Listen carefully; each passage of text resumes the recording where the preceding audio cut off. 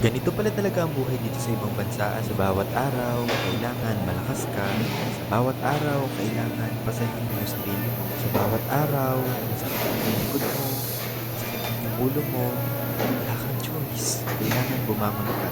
Kailangan pumasok ka. Yung tipong kahit na sumasakit yung likod mo, yung ulo mo, sa bawat umaga, nagigising ka, papunta ng trabaho, wala. Kailangan patunayan mo na kaya mong tapusin yung habang pinirmahan ka dito. Kala ko nga noon, hindi ko kakayanin eh. Pero eto na yun. Ito na yung totoong laro ng buhay. Laro ng buhay na hindi mo pwede basta-basta nakakatuhan. Na bawat araw, kailangan lagi ng sulit.